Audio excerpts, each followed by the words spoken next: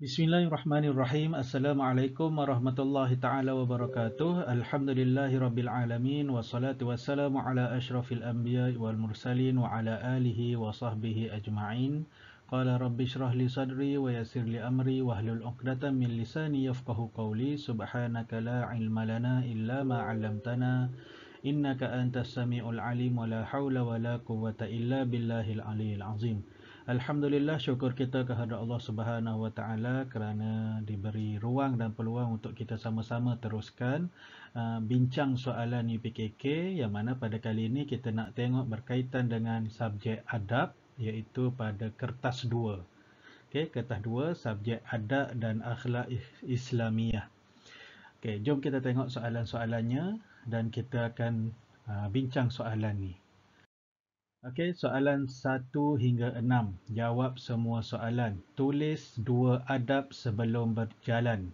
Adab sebelum berjalan antaranya ialah berdoa dan menutup aurat. Okey, 2 ni adalah 2 contoh ataupun 2 adab sebelum berjalan. Membaca doa dan menutup aurat.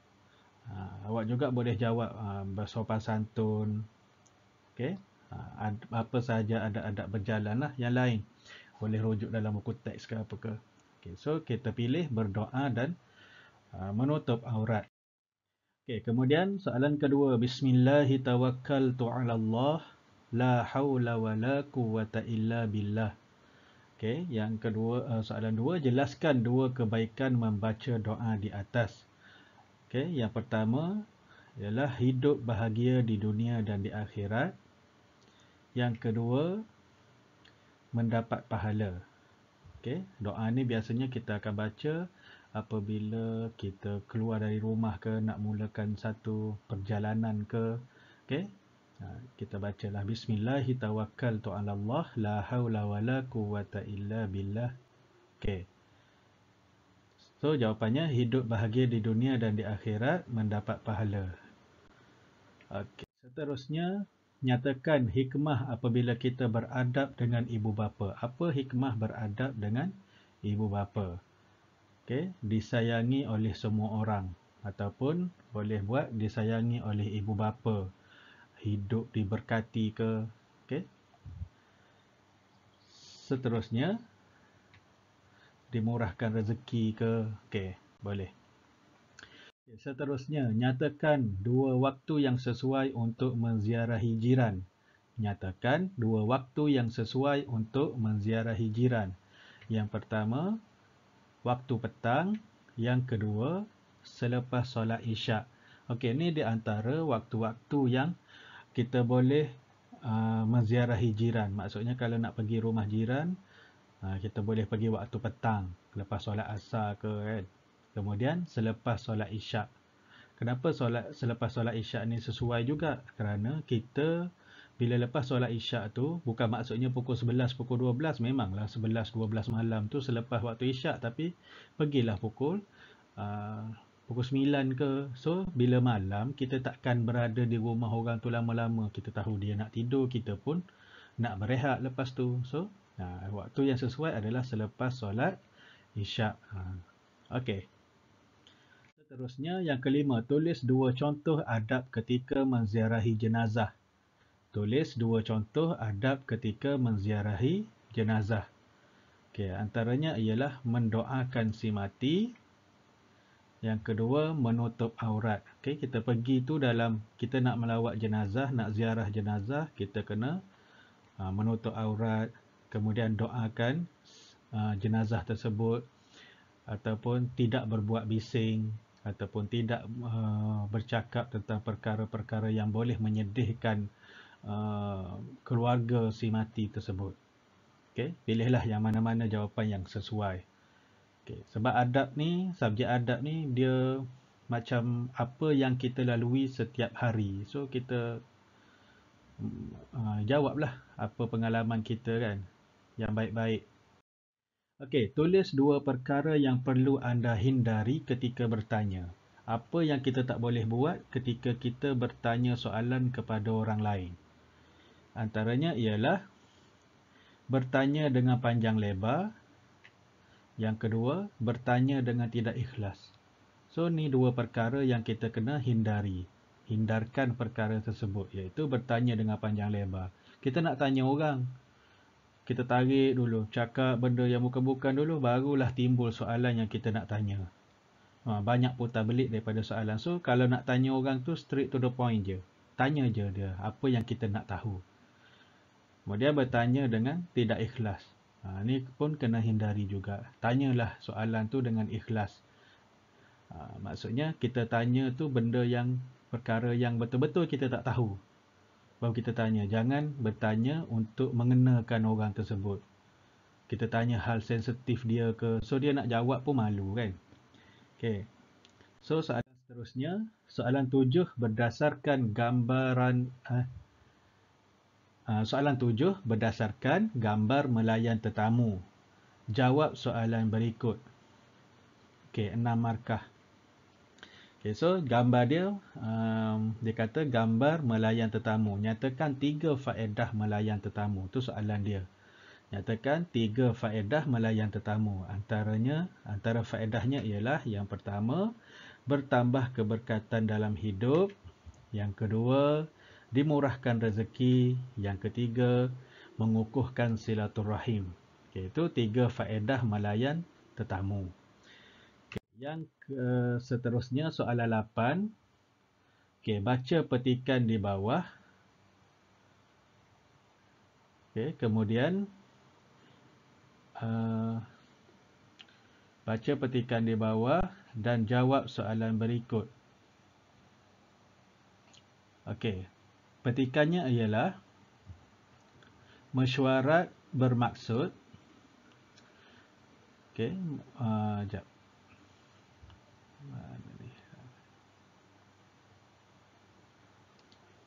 Okey. Mesyuarat bermaksud berbincang atau bermuzakarah. Mesyuarat bertujuan menyelesaikan masalah dan menentukan sesuatu perkara. Sebelum memulakan mesyuarat, setiap ahli perlu bersedia dengan maklumat yang hendak dibincangkan. Ini bertujuan melancarkan perjalanan mesyuarat tersebut.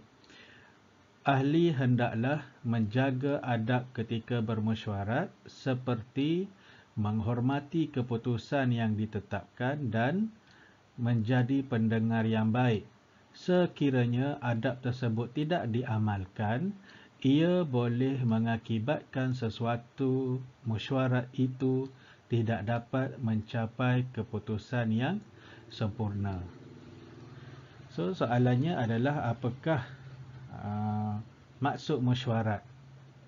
Maksud mesyuarat adalah berbincang atau nyatakan maksud mesyuarat. Maksud mesyuarat adalah berbincang atau bermuzakarah. Kita dah ada jawapan dia kat sini ni. Berbincang atau bermuzakarah. Itu maksud mesyuarat. Soalan seterusnya ni berdasarkan petikan ni juga. Apakah tujuan mesyuarat? So, kita boleh jawab. Tujuan mesyuarat adalah menyelesaikan masalah dan menentukan sesuatu perkara. So, dalam petikan ni pun dah ada. Menyelesaikan masalah dan menentukan sesuatu perkara. Seterusnya, masih lagi soalan 8 berdasarkan petikan ni. So, kita tengok soalan 8.3. Mengapa ahli perlu bersedia dengan maklumat sebelum mesyuarat bermula? Kenapa? Hasil daripada pembacaan petikan kita tadi. Kenapa ahli mesyuarat itu perlu bersedia dengan maklumat sebelum mesyuarat bermula? So, setiap mesyuarat yang kita masuk, mesti ada tajuk mesyuarat tersebut. So, kita kena prepare lah apa maklumat yang kita perlu ada untuk mesyuarat tersebut. So, kenapa kena prepare tu? Kerana melancarkan perjalanan mesyuarat. So kalau kita tengok dalam petikan ni, dia kata sebelum memulakan mesyuarat, Setiap ahli perlu bersedia dengan maklumat yang hendak dibincangkan. Okey, ini bertujuan melancarkan perjalanan mesyuarat tersebut. Okey, so kita jawablah melancarkan perjalanan mesyuarat. Seterusnya, okey, masih lagi dalam petikan yang berkaitan dengan adab bermesyuarat ni. Okey, nyatakan dua adab yang patut diamalkan ketika mesyuarat. Nyatakan dua adab yang patut diamalkan ketika mesyuarat. Okey, yang pertama, menghormati keputusan, dan yang kedua, menjadi pendengar yang baik. Okey, kat sini ada jawapan dia. Menghormati keputusan yang ditetapkan dan menjadi pendengar yang baik. Okey, so boleh letak ke dekat jawapan dekat sini. Okey, seterusnya. Okey, masih lagi dalam petikan yang sama, soalan 8.5. Apakah kesan jika tidak mengamalkan adab ketika bermesyuarat? Apakah kesan jika tidak mengamalkan adab ketika bermesyuarat? Kesannya ialah tidak dapat mencapai keputusan yang sempurna. Okay? Sesuatu mesyuarat tidak dapat, yang bawah sekali ni jawapan dia, tidak dapat mencapai keputusan yang sempurna. Okay, seterusnya, soalan 9 hingga 14, 12 markah, jawab semua soalan. Soalan 9, senaraikan dua adab menghidang makanan. Adab menghidang makanan antaranya ialah yang pertama, susun hidangan dengan kemas, menggunakan pinggan yang bersih. Okey, menggunakan pinggan yang bersih. Okey, itu antara adab menghidang makanan. Okey. Ataupun kita boleh jawab tidak menggunakan pinggan yang retak ataupun tidak menggunakan pinggan yang kotor. Okey. Seterusnya, jelaskan dua akibat jika kita mengabaikan adab ketika bekerja. Jelaskan dua akibat jika kita mengabaikan adab ketika bekerja. Antara akibatnya ialah diberhentikan kerja, negara akan mundur. Okey. Sorry, ada gangguan dah sikit. Okey. Diberhentikan kerja.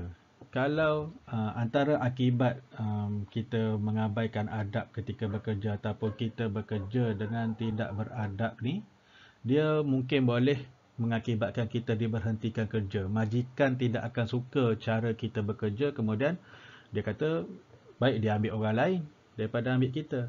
Okay, kemudian negara akan mundur. Okey, ataupun awak boleh jawab juga apa tu mengabaikan adab ketika bekerja ni boleh juga tidak disukai oleh rakan sekerja, dibenci oleh rakan sekerja dan sebagainya. Okay, soalan 11. Tulis dua cara menghargai jasa pemimpin. Okey, dua cara menghargai jasa pemimpin. Antara cara menghargai jasa pemimpin adalah dengan menanam semangat cintakan negara dan menjaga harta benda awam. Okey. Seterusnya, soalan 12, tulis dua adab menziarahi orang tua. Adab menziarahi orang tua. Yang pertama ialah memberi salam, bila jumpa dengan orang tua bagi salam, kemudian bersalaman dan mencium tangan. Okey. Ataupun kita boleh bertanya khabar ke, okey, bersopan santun ke, boleh dua adab menziarahi orang tua. Okey, seterusnya soalan 13, jelaskan dua ciri berhujah yang baik. Okey, yang pertama, ciri berhujah yang baik ni adalah berperibadi mulia dan yang kedua, berpengetahuan. Okey, soalan nombor 14, nyatakan dua adab semasa bermain. Nyatakan dua adab semasa bermain. Antara adab-adab bermain ialah bermain di tempat yang selamat dan tidak bergaduh. Okey, ataupun kita boleh juga tulis mengikut peraturan permainan. Okey, ataupun apa-apa lagi lah adab semasa bermain. Boleh jawab yang mana-mana. Seterusnya, gambar soalan 15, gambar di bawah menunjukkan suasana hidup berjiran. Okey, so dalam gambar ni kita tengok dia hidup berjiran, ada siapa ni? Makcik ni ada anak dekat pangkuan dia. Kemudian ada seorang brother ni, dia prank motor dia tu kan, ada tulisan prank tu. Dia rem motor dia kuat-kuat. Okay, so macam tidak beradab dengan jiran lah ni.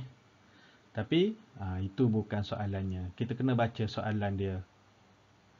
Okay, jelaskan 15.1, 15.1, jelaskan dua kesan mengabaikan hak-hak jiran. Apa kesan sekiranya kita abaikan hak-hak berjiran? Yang pertama, jiwa tidak tenang. Yang kedua, selalu bermusuhan ataupun tidak disukai oleh jiran, ataupun hidup tidak harmoni. Okey, itu antara kesan mengabaikan hak jiran. Okay, dan soalan 15 juga, 15.2, nyatakan 3 kebaikan. Tadi dia nak kesan buruk, yang ni nak kebaikan pula, beradab dengan jiran. Okey, apa 3 kebaikan beradab dengan jiran? Yang pertama, hidup tenang. Yang kedua, masyarakat bersatu. Dan yang ketiga, menghubungkan silaturahim. Okey. Itulah adab ataupun kebaikan beradab dengan jiran.